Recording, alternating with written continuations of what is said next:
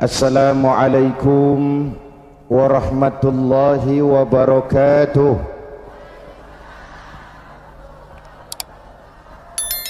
Alhamdulillah wassalatu wassalamu ala rasulillah Sayyidina Muhammad ibn Abdullah wa ala alihi wa sahbihi wa mawalah, amma ba'du. Para ulama yang saya muliakan, para pejabat baik sipil, TNI dan Polri, hadirin hadirat ma'asyiral muslimin yang berbahagia. Alhamdulillah malam ini kita dapat bertemu dan berkumpul di tempat ini mengikuti tabligh akbar yang diselenggarakan oleh DPC bekerja sama dengan GMK dalam rangka maulid mensyukuri nikmat kemerdekaan.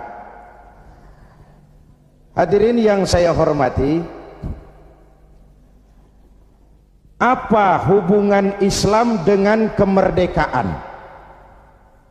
Pertama, Islam telah memberikan sugesti, dorongan, semangat, rangsangan kepada orang-orang tua kita dulu untuk bangkit berjuang melawan penjajah.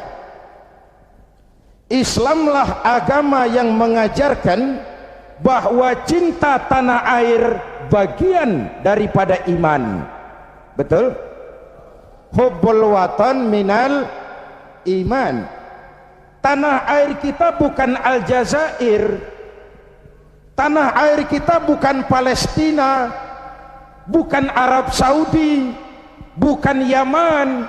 Tanah air kita Indo.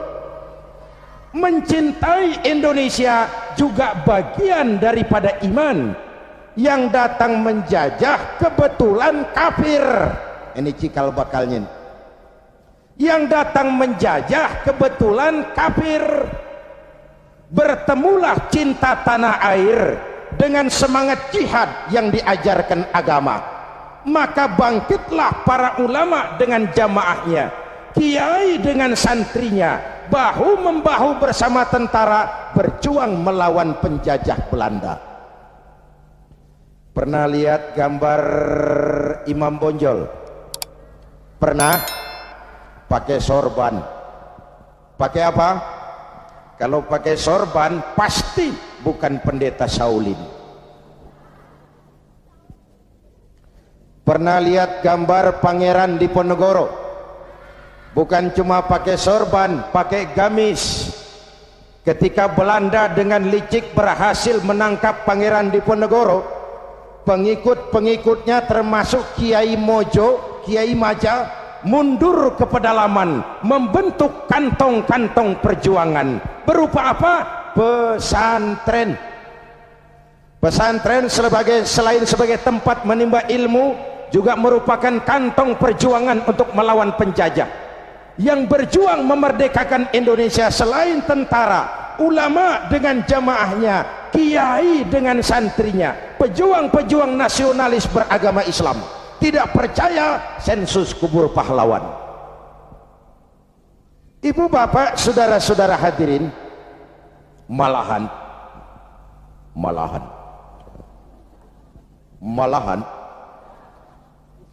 Bung Tomo, tokoh 10 November yang dikenal sebagai Hari Pahlawan, dalam satu pidatonya di Jakarta, saya ingat almarhum Bung Tomo pernah bilang begini. Ini pidato Bung Tomo, saya ulang. Andai kata tidak ada kalimat takbir, ini ucapan Bung Tomo. Andai kata tidak ada kalimat takbir, saya tidak tahu, kata Bung Tomo, dengan apa saya harus menggerakkan putra-putra terbaik bangsa untuk bangkit berjuang melawan penjajah. Begitu Allahu Akbar, semangat jihad menggelora. Belanda kecil, mati tiket ke surga. Coba pakai kalimat lain, nggak serem. Woi, perang, malah mundur orang. Tapi begitu Allahu Akbar, kalimat ini refleksi dari nilai keyakinan. Ibu bapak saudara hadirin yang saya hormati, Ketika itu pilihan perjuangan cuma dua, merdeka atau mati. Betul? Orang-orang tua kita berjuang nggak mikirin nanti saya jadi bupati di mana kalau merdeka, nanti saya dapat kursi apa kalau merdeka. Tidak, ikhlas membela tanah air sebagai bagian daripada nilai-nilai keimanan. Dulu iman untuk merebut kemerdekaan, sekarang iman untuk mengisi kemerdekaan. Ya Bu, ya Bu, apa? Kalau sekarang kita mensyukuri kemerdekaan, jangan pernah lupa kemerdekaan yang kita nikmati ini ditegakkan di atas keringat, air mata, darah dan nyawa orang-orang tua kita yang mereka tidak sempat menikmati kemerdekaan negara ini. Jangan kotori darah mereka dengan togel, kata Ustaz tadi. Jangan kotori darah mereka dengan perbuatan tercela di atas republik tercinta ini. Jangankan adik-adik saya yang lebih muda, saya saja kalau ditanya, Saudara Zainuddin, apa jasamu dalam menegakkan kemerdekaan? Saya jawab, tidak ada.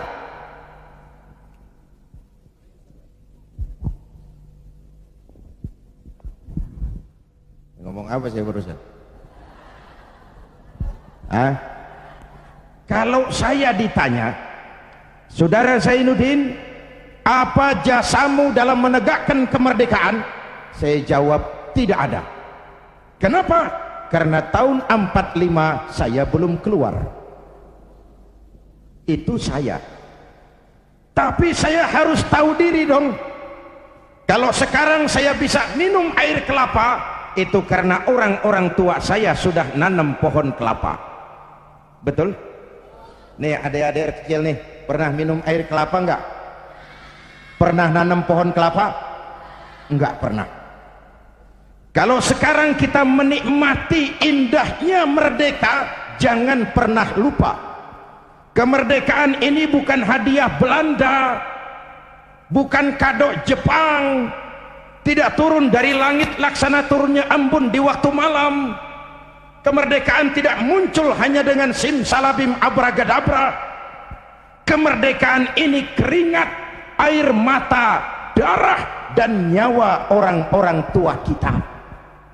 Ya Bu, ya Pak, syukuri dengan tahlilan kepada arwah para pahlawan. Agustusan ngiping sampai subuh. Tuh arwah para pahlawan gile, roh gua dijogetin.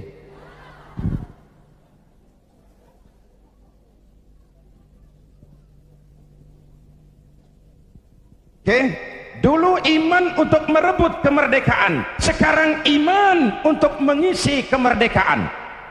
Selama ini pembentukan SDM kita cuma berorientasi pada pengisian otak, penataran tiap hari, pendidikan keterampilan di sana sini, tapi hati sering kosong, agama dangkal, keyakinan rapuh, akhirnya moral rendah.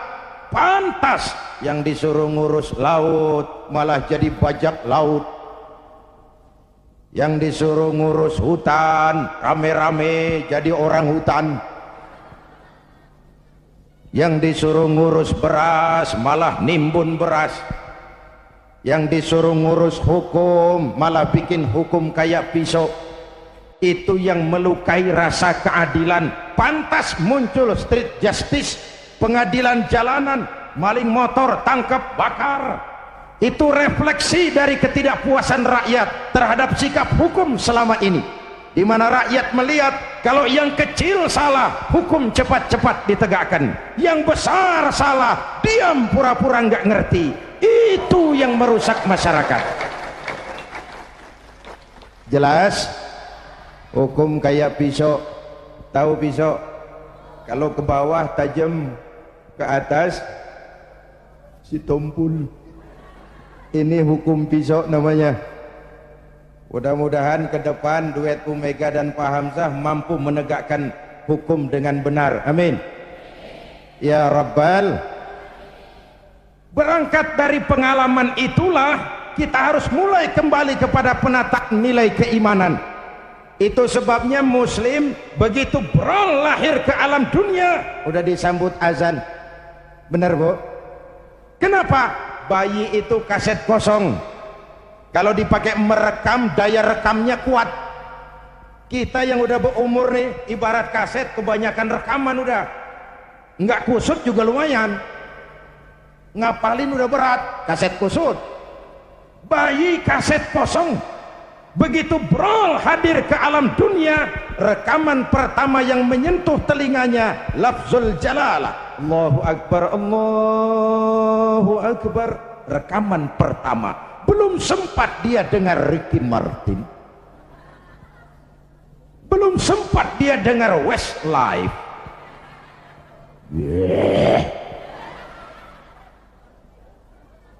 Kok tahu ya, tahu gua kan Ustadz gaul.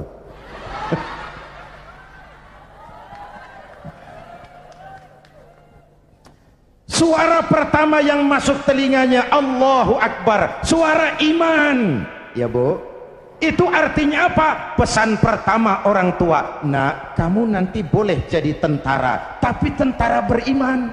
Kamu boleh jadi polisi, asal polisi beriman. Jadi pejabat, pejabat beriman. Jadi pedagang, pedagang beriman. Jadi petani, petani beriman. Jadi nelayan, nelayan beriman. Jadi teknokrat, teknokrat beriman. Jadi seniman, seniman beriman. Jadi artis, artis beriman. Jadi maling. Nggak ada, mana ada maling beriman. Kalau iman landasannya insya Allah aman. Betul? Dengan mensyukuri nikmat kemerdekaan, ayo kita mengadakan recovery terhadap sikap mental selama ini. Berangkat lagi dari nilai keimanan, jaga baik-baik, wariskan kepada anak-anak kita. Peristiwa kemarin, bulan kemarin, perubahan terjadi begitu cepat. Mulai dari digelarnya sidang istimewa, dicabutnya mandat Gus Dur, dikukuhkannya Bu Mega sebagai presiden, dipilihnya Pak Hamzah Has sebagai wakil presiden. Kalau kita berangkat dari nilai keimanan, maha benar Allah, wa tilkal ayyamu nudawiluha bainan nas. Hari itu kami putar di antara manusia. Ada saat datang, ada waktu pergi. Ada hari lahir, ada saat kembali. Ada waktu dilantik, ada saat menyerahkan jabatan. Hidup cuma nungguin giliran. Maka kalau lagi di atas berkuasa, jangan busung dada dan lupa daratan. Kalau lagi nyungsep di bawah, jangan putus asa dan protes Tuhan. Hei, hei, hei. Ayo tetap husnuzon, baik sangka kepada Allah. Hidup cuma nunggu giliran. Jabatan bukan lagi kekuasaan dan fasilitas. Jabatan sekarang kerja bakti, peras keringat, banting tulang. Negara lagi sakit, ekonomi terpuruk, keutuhan bangsa dalam ujian, dan rakyat menunggu perubahan. Betul? Betul? Kalau jabatan cuma dianggap kekuasaan, kalau jabatan cuma dianggap fasilitas, biasanya itu maling timba. Hei, hei. Ini jabatan titipan, harta titipan, ilmu titipan. Namanya titipan kan sebentar. Jangankan harta Pak, roh nih, roh yang menyebabkan kita hidup, itu sekedar hak guna pakai. Nggak punya sertifikat, bodong. Sekadar hak guna pakai. Kalau yang punya mau ambil, inna lillahi wa inna ilaihi. Ruh saja nggak bisa kita pertahankan, apalagi jabatan, apalagi harta, apalagi hidup ini. Hadirin yang saya hormati, hidup cuma nunggu giliran. Jelas? Jelas? Satu, hubungan Islam dan kemerdekaan. Yang kedua, Iya, saya cuma ngelihat jam. Reseh amat sih. Udah dengerin aja dah.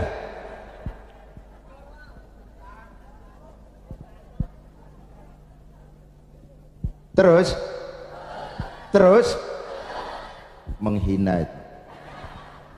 Ini ustadz bukan tukang parkir. Terus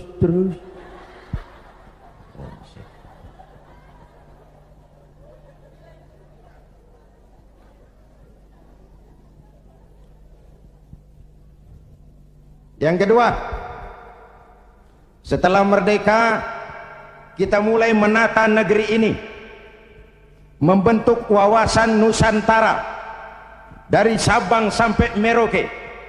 Indonesia kita yang begini majemuk, begini beragam, disatukan oleh cita-cita membangun Indonesia ke depan. Agama yang memberikan dorongan ke arah lahirnya persatuan dan kesatuan adalah Islam. Ia membebaskan manusia dari ras diskriminasi. Dari mana ke orang datang, apa ke warna kulitnya, dari suku apa ke ia dilahirkan, kalau akidahnya sama, itu kan saudara kita. Benar? Semalam saya cerita nih, saya mau cerita, mau dengar nggak? Saya punya teman saya ini doktor dari Harvard University Amerika. Kenalan sama saya pada waktu saya berada di San Francisco.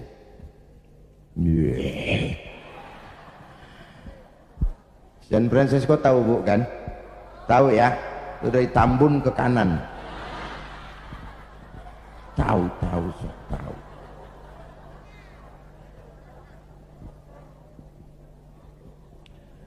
Satu hari teman saya si dokter ini bilang, orang Amerika, bule, Mr. Zainuddin, ya, saya kagum dengan negeri Anda Indonesia.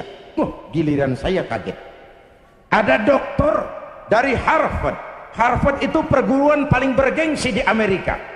Dia menyatakan kagum dengan Indonesia.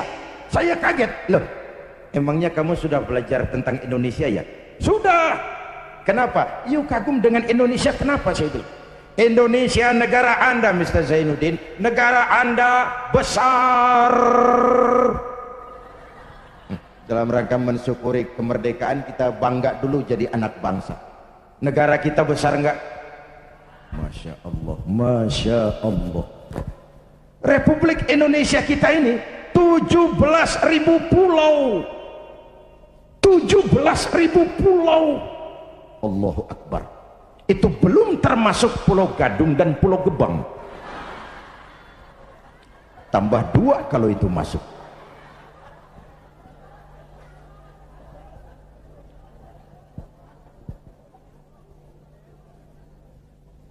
Buminya mengandung minyak, gas, batu bara, barang tambang lain. Lautnya kaya, hutannya kaya. 17.000 pulau terhampar sepanjang garis khatulistiwa, hijau, ranau, subur, makmur, kemah, ripah, loh, jenawi, toto, tentrem, kertora, harjo.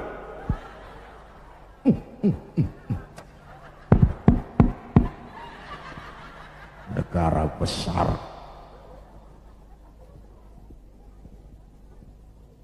Sampai teman saya orang Arab lain lagi, dia bilang, "Inta Indonesia guys, Indonesia bagus." Saya bilang, bagus apanya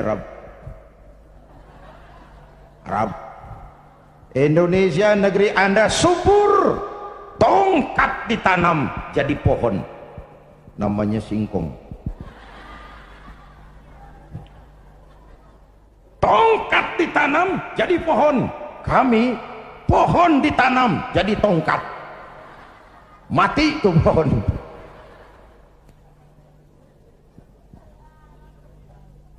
Negara besar. Terus apalagi yang kamu heran? Penduduk negeri Anda banyak. Kita rakyat Indonesia sekarang 210 juta. Itu SDM kita, itu aset kita, 210 juta. Allahu Akbar. Konon menurut keluarga berencana nasional, di Indonesia ini tiap 1 menit lahir 8 bayi. Cuma karena Indonesia luas nggak terasa. Coba jejer, serem. 1 menit 8 brol. Ini kan menyangkut sekolah yang harus kita siapkan, lapangan kerja yang harus kita sediakan, kesehatan yang harus kita pikirkan, pertumbuhan penduduk kan artinya itu. Pertumbuhan penduduk artinya lapangan kerja, sekolah, kesehatan. Ibu bapak hadirin yang saya hormati, negara besar, penduduk banyak, agama macam-macam. Ini faktor ketiga. Di Indonesia paling banyak agama. Selain Islam, ada Kristen, ada Hindu, ada Buddha, ada Shinto, ada agama Majusi pengikut Zoroaster, ada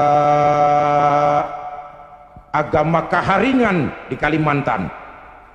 Jawa Tengah masih banyak aliran kebatinan, kejawen, golongan eling. Yang penting percaya kepada Tuhan yang Maha Esa, berbudi luhur, berjiwa bersih, banyak-banyak bersamadi, menyadari tentang hakikat sangkan paraning dumadi, untuk mencapai manunggaling kaula Gusti. Negara besar, penduduk banyak, agama macam-macam, kok Anda bisa satu? Nah ini yang dia heran. Anda pakai lem apa? Saya bilang lemnya 2. Pertama, 87% penduduk Republik ini Muslim.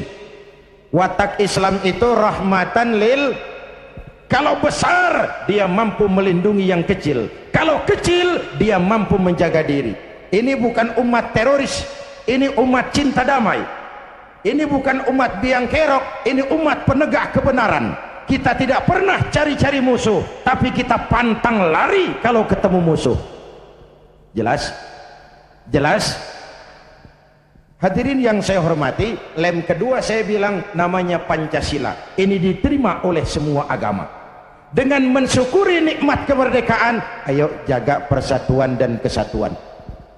Pagelaran bulan kemarin dalam pengembangan demokrasi kita harus jadi pelajaran betapa kita harus menghormati perbedaan. Jangan beda dianggap musuh. Kalau beda dianggap musuh, kapan kita mau dewasa? Kalau beda dianggap musuh, kapan kita mau berdemokrasi? Ayo rakyat kita dewasa, jangan terjebak fanatisme sempit. Saudara senang Zainuddin, boleh. Fanatik sama Zainuddin, jangan. Kalau buat Pak Zainuddin benar atau salah, saya bela dengan darah saya. Goblok. Yang benar belain, yang salah dandanin. Kalau salah dibenerin juga, kita menjerumuskan orang namanya. Ya Bu, ya Bu, ayo rakyat kita objektif, biar keluar dari dubur ayam. Kalau memang telur, ambil. Biar keluar dari dubur kiai, kalau kuning kabur. Jangan lihat kiainya, lihat yang merojol apaan. Akur, akur. Ayo kita ambil pelajaran. Sekarang kalau para elit di atas masih suka pada bertengkar, kita rakyat nggak usah ikut-ikutan. Jadi penonton yang baik sajalah. Waktunya keplok-keplok. Namanya juga elit bang. Siang dia bertengkar, malam makan bareng di hotel. Kita di kampung udah pada ngasak golok. Urusan apa? Benar? Benar? Sebaliknya elit di atas juga kudu sadar dong. Seperti saya bilang, di mana-mana juga kalau kebo berantem sama kebo, yang rusak rumput. Kebo berantem sama kebo, yang rusak rumput. Pemimpin bertengkar sama pemimpin, yang bingung pengikut. Di mana-mana sejak dulu kalau kebo berantem sama kebo, yang rusak rumput. Maka kita menghimbau kepada para kebo, ya ini ngikutin bahasa doang, kita menghimbau kepada para kebo, berhenti dah berantem supaya rumput tumbuh subur. Amin.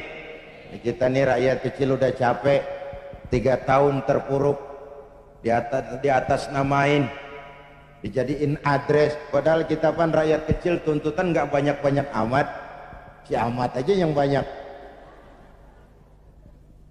Perangsanan saya, Pak, kita nih rakyat kecil, asal keadaan aman, bisa kerja, makan cukup, anak bisa sekolah, rapi urusan. Bener? Yang mau jadi presiden si Ahmad, si Baduk, bodo amat kita mah. Ya Bu, yang penting Pak, keadaan aman, bisa kerja, makan cukup, anak bisa sekolah, rapi. Ada rezeki dikit, kawin lagi. Umpamanya ini, umpamanya,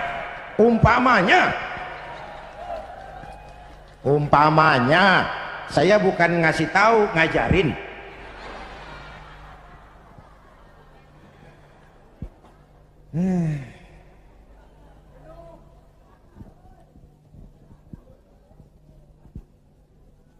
Ibu bapak, saudara-saudara hadirin, jadi mensyukuri nikmat kemerdekaan, jadilah lem perekat menjaga keutuhan bangsa. Kenapa?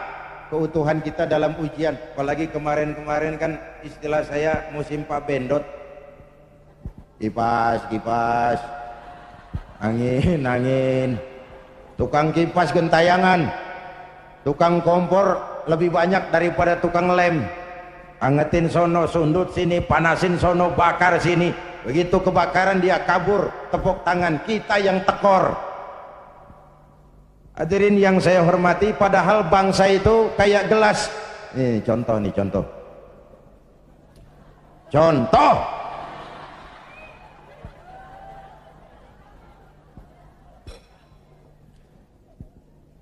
Bukan mau minum, contoh. Usil aja, heran. Orang ngasih contoh kudu jelas. Contoh. Bu, ini gelas kalau pecah bisa ditambal nggak? Nah, bangsa kayak gelas, Bang. Begitu pecah nggak bakal bisa ditambal. Timur udah pisah dari Indonesia. Mimpi narik lagi Timur ke Indonesia. Mimpi. Kenapa? Gelas udah pecah, nggak bakal bisa ditambal. Uni Soviet, gelas besar, negara besar, bersama Amerika jadi polisi dunia. Dihantam glasnost yang kebablasan, Gorbachev terpental, Soviet pecah jadi negara kecil berkeping-keping.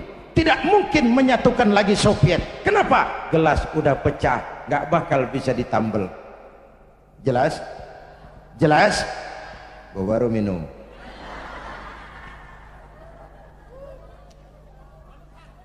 Ya bagaimana aja, orang nyari akal lah. Usil banget, gue heran. Iya, kalau datang minum kan gue malu amat. Mau minum aja pakai kelilingan dulu. Ayo, jangan biarkan Indonesia kita jadi gelas pecah. Jaga semangat kebersamaan. Beda boleh, marahan jangan. Bang, kaos lu hijau ya? Hijau gue. Temen kita kuning, biarin kalau dia mau. Yang satu merah, nggak apa-apa. Yang lain biru, boleh. Lu lewat sono, gue lewat sini, yang satu lewat situ, ntar kita ketemu di sono. Bisa nggak begitu? Cakep nggak urusan? Iya, jangan beda kaos merengut. Urusan apa? Jadi anggota DPR kagak, sama tetangga marah, tekor kemana-mana. Ayo rakyat, kita dewasa, berpolitik dengan rasio, jangan dengan emosi. Kayak saya kan, sekarang saya ketua Dewan Pimpinan Pusat Partai Persatuan Pembangunan.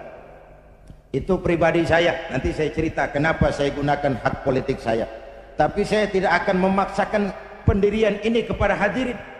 Itu resiko saya gunakan hak politik saya pulang kampung P3. Perkara saudara, terserah, saya menghargai pendirian saudara. Mau ikut saya, alhamdulillah. Mau pilih P3, silakan. Mau berjuang dengan yang gambarnya Ka'bah, boleh. Terserah aja itu sih. Namanya hak demokrasi, nggak boleh dipaksa-paksa dong, ya nggak?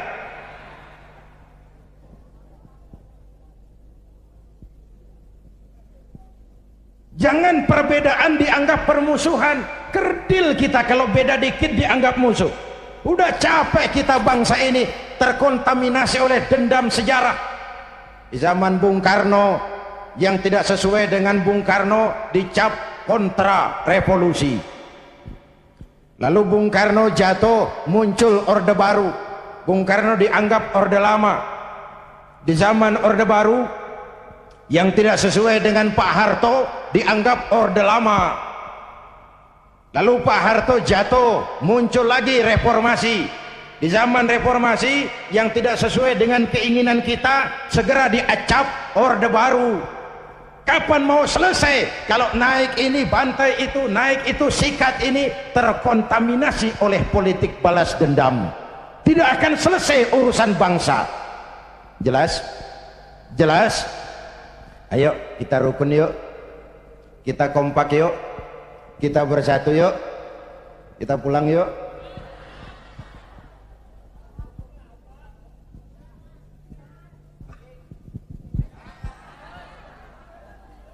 Sampai jam berapa nih? Jam 2. Jam 2. Lu ngundang apa ngontrak? Enak aja jam 2, jam 2.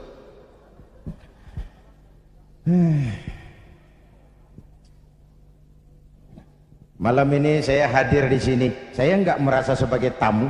Saya hanya keluarga datang dan bicara di tengah keluarganya. Bahwa saya lahir di Kebayoran itu sih kebetulan. Saya nggak mesen. Terima jadi mau bilang apa? Belum lama di Sumatera Utara di Medan, satu tabligh akbar saya bicara di tengah keluarga besar suku Mandailing, Batak. Saya diulos, dikasih pakaian kebesaran, diangkat jadi warga Mandailing. Saya dikasih gelar Lubis, Zainuddin MZ Lubis. Saya maulid lagi ke Makassar bersama nelayan-nelayan Bugis.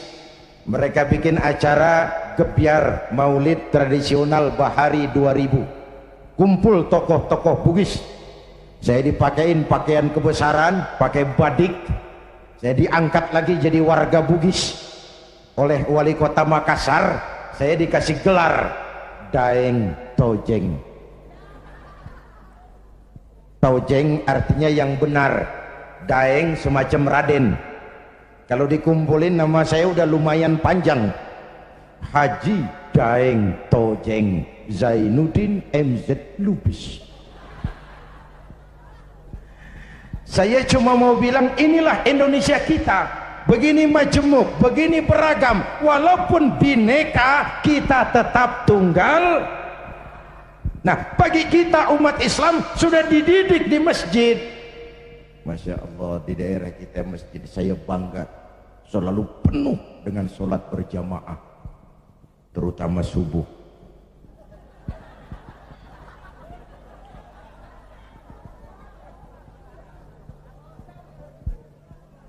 Saya tahu saya subuh sering lewat sini.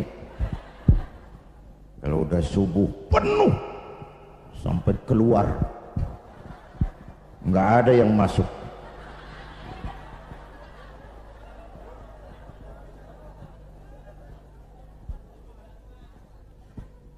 Ayo ke masjid. Pertama, siapapun masuk masjid copot sandal, buka sepatu. Betul? Bicara demokrasi, mau bicara reformasi, mau bicara soal keadilan, rohnya satu. Jangan ada warga negara kelas 1 di republik ini. Semua sama di hadapan hukum. Siapapun masuk masjid copot sandal, buka sepatu. Lurah masuk masjid buka sepatu, rah. Jamaat masuk masjid buka sepatu, mat. Gubernur masuk masjid buka sepatu, Nur. Presiden masuk masjid buka sepatu. Jangan ada warga negara kelas 1 di republik ini. Ini cikal bakal demokrasi, reformasi dan keadilan. negara rusak kalau sudah banyak warga negara kelas 1. Sudah copot sendal? Sudah Pak. Sudah buka sepatu? Sudah. Ayo masuk ke dalam masjid. Kalau sudah masuk ke dalam, ibu bapak lihat, yang datang dari sebelah kidul madep ngulon bang, yang datang dari sebelah timur madep ngulon bang, yang datang dari utara madep ngulon bang, yang datang dari sebelah kulon madep ngulon. Masya Allah, jiwa masjid. Bukan soal dari mana orang datang, tapi satu arah menghadapmu. Kau boleh Sunda, kau boleh Jawa, kau boleh Batak, kau boleh Ambon, kau boleh Bugis, kau boleh Aceh, kau boleh Padang, kau boleh Melayu, kau boleh Dayak, kau boleh Madura, kau boleh Betawi, tapi kita satu nusa, satu bangsa, satu. Yuk kita rukun yuk, kita kompak yuk. Lidih juga bang, lidih tahu lidih. Lidih tak biar gede banget, kalau sendirian laler kagak mati. Bener. Tapi biar lidih kecil-kecil, kalau digabung sama lidih yang lain, diikat jadi satu, sapuh namanya, jangan laler, anjing juga gempor. Bener. Kita begitu juga, walaupun hutang kita bertumpuk, kita tetap optimis, sumber daya alam kita kaya, asal kita kompak, rukun, bersatu. Jelas? Jelas? Sudah madhab ngulon semua bang? Sudah. Ayo selenggarakan sholat berjamaah. Apa itu? Hidup berbangsa dan bernegara. Caranya bagaimana? Ya harus ada imam, harus ada makmum. Betul. Ada pemimpin, ada rakyat. Makmum siapa? Makmum mah siapa aja bang. Ngaji deh sama kiai mana juga nggak ada pemilihan makmum. Namanya makmum tiba ngikutin siapa juga boleh. Bener bang, orang budak tuh, budak boleh jadi makmum. Tibang makmum ngikutin doang, dia budak, dia kagak denger juga dia lihat. Bacaannya nggak fasih, boleh jadi makmum. Ketinggalan satu rakaat boleh jadi makmum, tapi nggak tiap orang boleh jadi imam. Kenapa? Imam mau mimpin orang banyak. Kalau imam goblok, bego, hancur sembahyang. Bener? Bener? Makanya lain kali milih imam hati-hati. Hei, yang punya masjid pada nih, kalau milih imam hati-hati.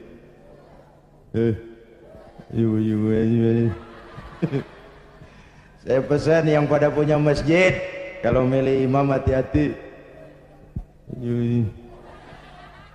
Dulu pernah kejadian, ini karikatur, mau dengar nggak saya cerita? Dulu tahun 1 di kampung saya ada 3 orang goblok. Goblok tahu goblok bu? Bego tahu bego? Minum es ditiup. Dia kira ngebul panas kali. Ini 3 orang goblok sholat di musola. Musolanya udah tua, atasnya pagar, banyak tikus. 1 jadi imam, 2 jadi makmum. Waktu tahiyat, at-tahiyatul mubarakatus sholawatut thayyibatu lillah, baru sampai atta, tikus jatuh pas di depan imam, gede botak. Profesor tikus. Imam lantaran kaget mau at-tahiyatul, atta, tikus jatuh. Rusak nggak sholatnya? Batal nggak? Kalimataini mutatabi'aini, 2 kalimat berturut-turut batal sholat. Temennya yang jadi makmum maksudnya mau negor pak, bagus maksudnya mau negor, tapi karena goblok, nggak ngerti konstitusi, nggak ngerti mekanisme bagaimana cara negor imam, nyolek. Lagi sembahyang nggak boleh ngomong gitu. Sudah berapa yang batal? 2. Yang 1 kan mestinya selamat. nyaut. Untung gue diem aja. Ya ngobrol bertiga.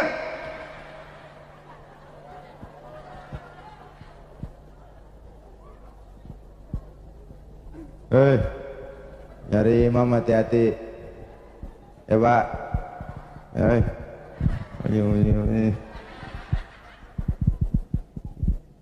Itu sebabnya kalau sudah ada imam yang diajarin imam dulu. Pesan Nabi apa?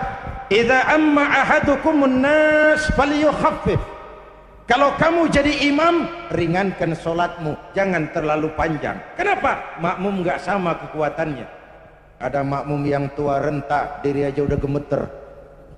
Ada makmum yang punya darah tinggi, kalau sujud kelamaan palanya sakit. Ada makmum yang udah janji habis sembahyang mau terima duit. Kalau imam kelamaan kelosodan makmum. Imam harus tahu keadaan makmum. Pemimpin harus punya sense of crisis. Rakyat saya ini keadaannya lagi bagaimana? Kalau saya begini pantas apa enggak? Jangan udah diangkat jadi imam lupa daratan. Sembahyang isya berjamaah, rakaat pertama selesai Fatihah Yasin. Makmum ikut si ikut, nggak punya pilihan lain, tapi hatinya kan ngedumel. Kata makmum, paling sekali ini gua sembahyang di sini. Gua kapok punya imam begini nih. Besok tobatin gue balik lagi. Hadirin yang saya hormati, begitulah kita mewujudkan semangat kebersamaan untuk Indonesia esok yang lebih baik dari hari ini. Amin. Ya Rabbal, mensyukuri nikmat kemerdekaan dengan semangat menjaga nilai-nilai kebersamaan, persatuan, kesatuan, kerukunan dan kekompakan. Lalu yang ketiga, hubungan Islam dan kemerdekaan. Setelah merdeka, membentuk wawasan Nusantara, kita mulai membangun. Bung Karno menyebutnya pembangunan semesta berencana. Pak Harto menyebutnya pembangunan manusia seutuhnya. Apapun namanya, tapi ini refleksi dari keyakinan. Walaupun Indonesia bukan negara agama, tapi pasti Indonesia negaranya orang beragama. Maka orientasi pembangunan tidak cuma dunia, tapi juga akhirat. Betul? Ini semua nih calon-calon jenazah.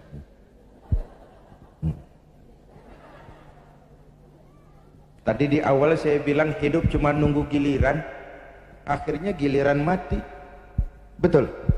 Cuma kapan mati itu yang kita nggak tahu. Apakah nanti ibu-ibu duluan, saya belakangan? Kita nggak tahu, itu rahasia Allah. Mungkin juga malah saya yang belakangan, ibu-ibu duluan. Kita nggak tahu, itu rahasia Allah. Betul? Betul? Karena itu, dengan mensyukuri nikmat kemerdekaan, mari kita isi kemerdekaan ini membangun dunia, tapi untuk kepentingan akhirat. Ya Bu, ya Pak, ayo kita kompromi kepada Allah dengan memasyarakatkan istighfar, mengistighfarkan masyarakat. Kita memang rakyat kecil, tapi jeritan batin rakyat kecil, nurani rakyat kecil, mampu menggoyang aras. Hadirin yang saya hormati, hanya dengan wujud keseimbangan seperti itu, ada hidup sesudah mati, ada akhirat sesudah dunia, kita bisa berharap mencapai fid dunya hasanah wa fil akhirati hasanah. Ibu bapak hadirin, ini sekelumit tentang mensyukuri nikmat kemerdekaan. Nah sekarang saya mau bicara soal partai, karena yang ngadakan ini DPC P3. Banyak pertanyaan, mengapa makhluk bernama Zainuddin MZ yang dulu katanya tidak kemana-mana tapi ada di mana-mana, kok memutuskan turun lagi ke panggung politik? Tentu ada asbabun nuzul. Ini saya mau cerita asbabun nuzul. Saya mulai berkenalan dengan politik lebih dulu daripada menjadi mubalik. Tahun 71 Saya sudah ikut politik praktis. Waktu itu saya jadi juru kampanye Partai Nahdlatul Ulama, pemilu pertama di zaman Pak Harto yang diikuti oleh 11 partai. Ini historisnya nih. Tahun 74 terjadi fusi 4 partai Islam, NU, Parmusi, PSII, Perti, melebur jadi satu. Terjadi fusi, lahirlah Partai Persatuan Pembangunan. Asasnya Islam, lambangnya Ka'bah, hasil istikharah Hadratus Syekh Kiai Haji Bisri Samsuri, Rais Suriah Nahdlatul Ulama waktu itu, yang adalah kakeknya Kiai Haji Abdurrahman Wahid. Maka pemilu tahun 77 dan 82, selain duduk di MPC, saya tetap kampanye buat Partai Persatuan, duet sama Haji Roma Irama waktu itu di zaman galak-galaknya Golkar. Tahun 77 82 Bu, kalau berangkat kampanye itu pamitnya pamit mati. Itu zaman-zaman Amir Mahmud, Amir Murtono dan amir-amir lain itu. Nyawa taruhannya, padahal calon anggota DPR bukan, apalagi calon menteri, digaji kagak. Itu yang namanya panggilan jiwa. Karena partai ini asasnya Islam, tujuannya amar ma'ruf nahi munkar untuk kemaslahatan bangsa dan negara. Kenapa? Negara ini kan kayak kapal, Pak. Kapal laut. Orang naik kapal laut kelasnya nggak sama. Ada yang di dek kelas 1, kelas 2, ada yang kamarnya di bawah. Kalau yang dapat kamar di bawah perlu air, dia kudu ke atas. Lewat tangga, jalan jauh, capek, keringetan. Potong kompas. Ngapain gua ke atas jauh-jauh, air dekat banget, cuman dibatasin dinding kapal. Gua bor aja nih kapal nih. Ntar air masuk kamar-kamar gua udah bayar pakai duit gua, yang ngebor juga gua, orang lain jangan ikut campur. Kalau didiemin kapal dibor, bocor nggak? Mula-mula sedikit, makin lama makin banyak makin sulit dikendalikan. Akhirnya kapal miring, tenggelam. Kalau kapal tenggelam, yang mati yang ngebor doang. Seluruh penumpang kapal ikut tenggelam karena satu ngebor. Negara kayak kapal, korupsi, KKN, maksiat, munkarot, kebatilan, kezoliman, ketidakadilan, itu ngebor kapal, bocorin kapal. Di masyarakat juga begitu, kadang-kadang temen ditegur ngotot, biarin aja, yang mabok gue, yang beli minuman gue mabok di rumah gue, kenapa lu pusing? Yang judi gue, pakai duit gue, kenapa lu pusing? Yang zina gue, kenapa lu ribut? Iya, yang judi lo, yang mabok lo, yang zina lo, tapi judi, mabok, zina, maksiat, Mas. Kalau ini negeri kebanyakan maksiatnya, Allah marah, turun gempa bumi. Yang mampus bukan elu doang, monyong.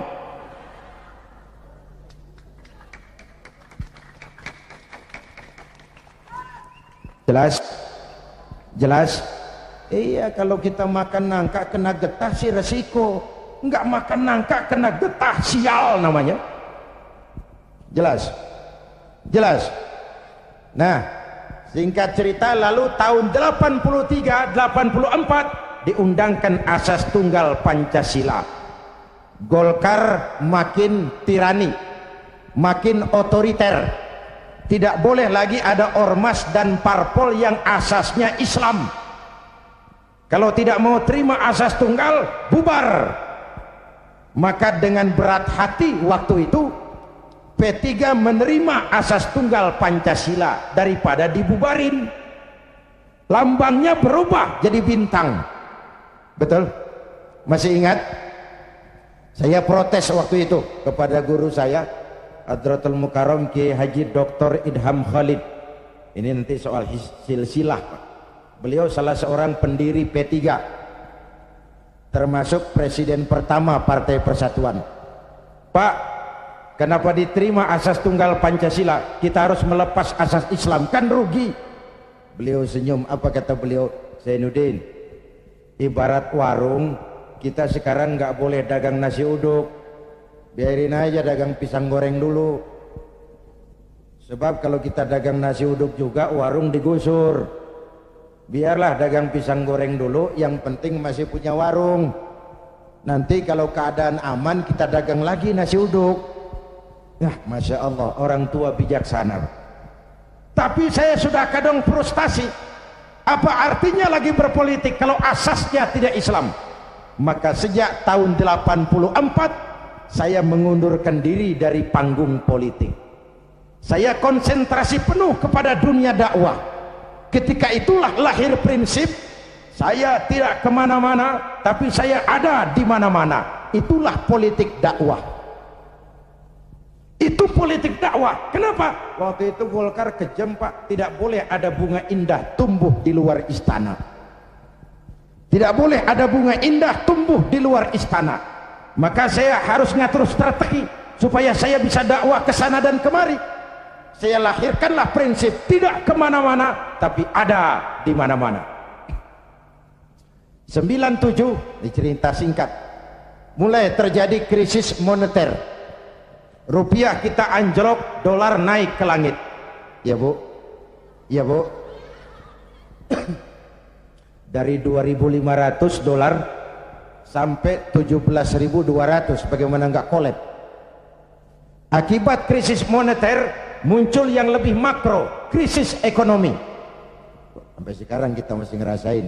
Ya Bu, perusahaan besar ambruk, konglomerat terpuruk, hutang numpuk, pejabat ngantuk, PHK di mana-mana, lapangan kerja sulit, pengangguran meningkat, kemiskinan naik, kriminal menjadi-jadi, harga-harga kebutuhan tiap hari berlomba dan membumbung. Ini ibu-ibu di dapur kan ngerasain bener. Ya Bu, tadi udah ditanya tuh sama Ustadz kita, beras naik nggak?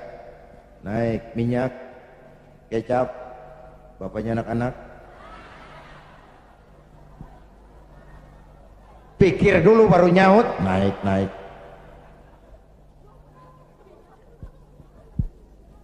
Biaya hidup makin tinggi, beban hidup makin berat. Masya Allah, di Jakarta Bang sekarang kencing aja gope. Bener, kencing gope. Teman saya ngasih duit ribuan, gak ada kembaliannya, disuruh kencing lagi. Orang udah tiris bagaimana ngeluarinnya? La haula wala quwwata illa billah.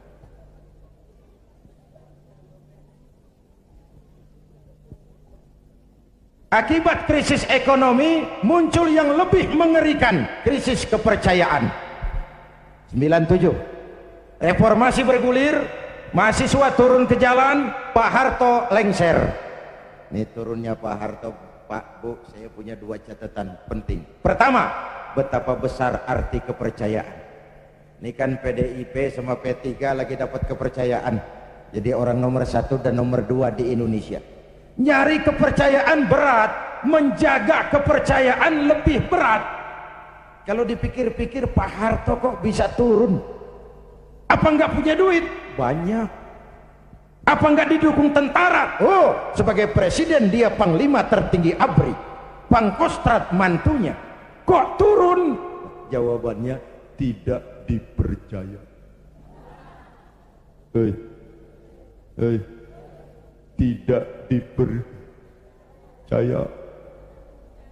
Nih pelajaran nih. Nggak punya duit bisa minjam, nggak punya beras bisa minta. Nggak dipercaya, turun. Betul? Luar biasa kepercayaan itu. Ibu-ibu dari sore mau duduk di sini, nggak minum, nggak makan, kan karena percaya sama saya. Bener? Entah lo nggak percaya, gue bacok. Bener Bu, kepercayaan penting. Orang kayak Saddam Hussein, orang kayak Muammar Gaddafi, orang kayak Fidel Castro, secara ekonomi diembargo habis-habisan oleh Amerika. dikucilkan dari pergaulan internasional, tapi Saddam tetap mimpin Irak, Gaddafi tetap mimpin Libya, Castro tetap mimpin Kuba. Kok bisa rakyat percaya sama pemimpinnya?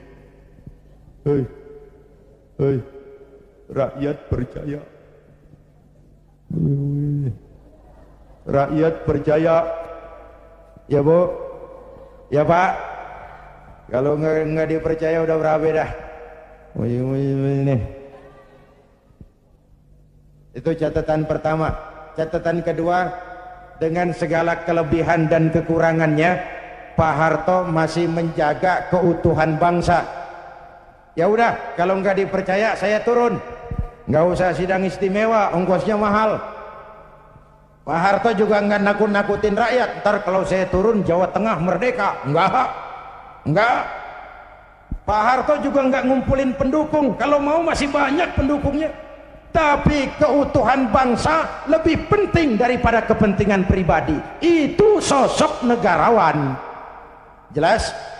Turun Pak Harto, naik Pak Habibie. Habibie ini menurut saya the right man in the wrong time. Pemimpin yang baik tapi muncul pada waktu yang salah. Kenapa? Pak Habibie berhasil menekan dolar dari 17.000 ke 6.000. Itu prestasi ekonomi. Orangnya demokrat, kalau dihujat senyum. Dia masuk gedung DPR, dia senyum. Waktu laporan pertanggungan jawabnya ditolak oleh DPR dengan suara beda cuman puluhan, apa komentarnya? Sambil senyum dia bilang, it's over. Kalau laporan saya ditolak, selesailah saya sampai di sini. Dia tidak maju lagi sebagai calon presiden, padahal masih punya hak mencalonkan diri. Kenapa? Itu namanya tahu diri. Kalau orang udah kagak demen, udah. Muka badak.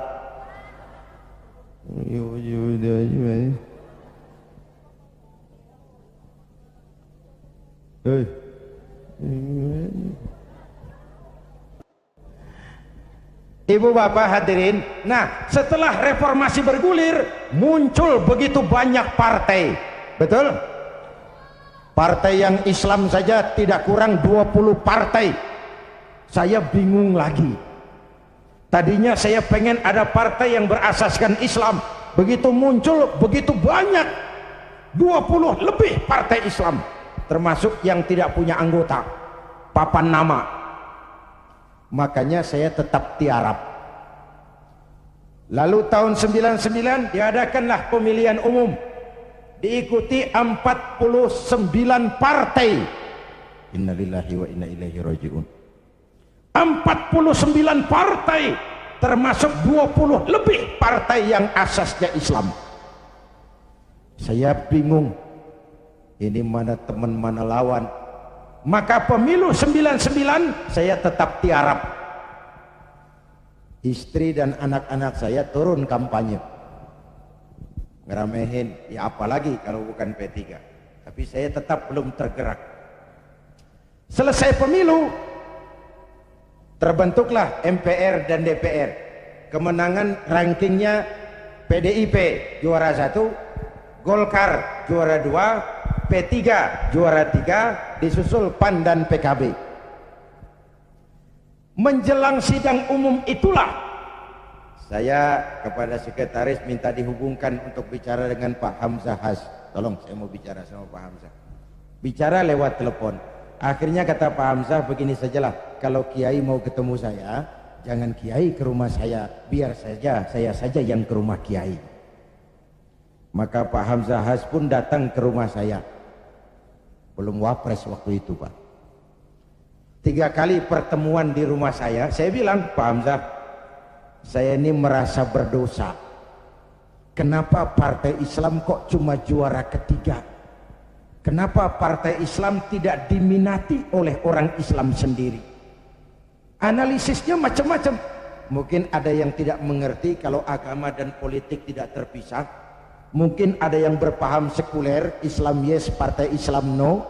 Mungkin juga karena kita tidak bisa menjual program-program kepada rakyat yang menyentuh kehidupan rakyat. Saya memutuskan saya mau pulang kampung, Pak. Wah, Pak Hamzah, alhamdulillah, saya bersyukur, inilah permohonan saya kepada Allah selama ini. Tapi saya bilang tolong jangan diumumkan, Pak, ini mau sidang istimewa, sidang umum, nanti dikira saya mau cari popularitas, dikira saya mau cari jabatan. Tidak, saya jadi apa itu tidak penting, yang penting saya bisa ikut membesarkan partai yang berasaskan Islam. Itu saja niat saya. Hadirin yang saya hormati, kemudian saya diangkat jadi ketua Majelis Pertimbangan Lajnah Syura Ulama'il Ka'bah. Lalu ketika Rakernas, lahirlah rekomendasi, saya ditempatkan sebagai salah seorang ketua Dewan Pimpinan Pusat Partai Persatuan Pembangunan. Jadi saya bilang selama ini saya dakwah, ya ayyuhalladzina amanu dkhulu fis silmi kafah. Hai orang-orang beriman, masuklah ke dalam Islam secara utuh. Jangan masuk Islam separuh-separuh. Kalau Islam katamu, Islamlah cara kau berdagang, Islamlah cara kau bertetangga, Islamlah cara kau berumah tangga, Islam jugalah cara kau berpolitik. Jangan masuk Islam separuh-separuh. Ya Bu, ya Bu, Bu, jawab yang jujur. Kalau masuk separuh-separuh enak enggak? Tuh kan ngeres aja kan pikiran. Tetapi saya tetap pada orbit saya tidak akan meninggalkan tugas dakwah. Dan saya bersyukur, sekalipun saya terjun kembali ke dunia politik, dakwah saya tetap berlangsung. Undangan gak kurang, malah makin sibuk ngatur. Saya bersyukur, ya Allah, kalau begitu mudah-mudahan umat bisa menerima saya pulang kampung. Dan kalau sekarang P3 pada kabinet ini mampu meraih wakil presiden, kenapa tidak pemilu tahun 2004 kita raih kursi presiden? Asal konstitusi, kan sah saja orang punya cita-cita toh. Nah sekarang partai gurem yang kagak dapat suara aja pada minta kursi menteri. Ini tukang kursi lagi laris nih. Partai gurem yang kagak dapat pemilih pakai minta kursi juga, emang urusan apa? Kursi laku banget. Dianggap kapling pembagian rezeki. Innalillahi. Ini kerja bakti, peras keringat, cuci piring. Negara lagi bangkrut, Indonesia lagi sakit, Ibu Pertiwi meratap berlinang air mata. Kalau cuma pada mau cari rezeki, maling tembak lagi tuh. Negara makin terpuruk. Ibu bapak hadirin yang saya hormati, karena itu kita doakan Bu Mega dan Pak Hamzah mampu melaksanakan amanat rakyat. Amin ya rabbal alamin. Dan kita semua rakyat tetap menjaga kebersamaan, persatuan, kerukunan dan kekompakan. Perbedaan jangan dianggap permusuhan. Justru ciri demokrasi kemampuan memanage konflik, bukan menghilangkan konflik, tapi memanage konflik menjadi kekuatan untuk membangun ke depan. Hadirin, inilah sekelumit yang dapat saya sampaikan malam ini. Mudah-mudahan baik mensyukuri kemerdekaan maupun kehadiran saya di partai menjadi jelas adanya, bukan karena target pribadi, tapi karena inginan memberikan kontribusi yang lebih real kepada umat, bangsa dan negara tercinta ini. Terima kasih atas segala perhatian, mohon maaf atas segala kekurangan. Jumpa lagi di lain kesempatan. Usikum wa nafsi bitaqwallah. Wassalamualaikum warahmatullahi wabarakatuh.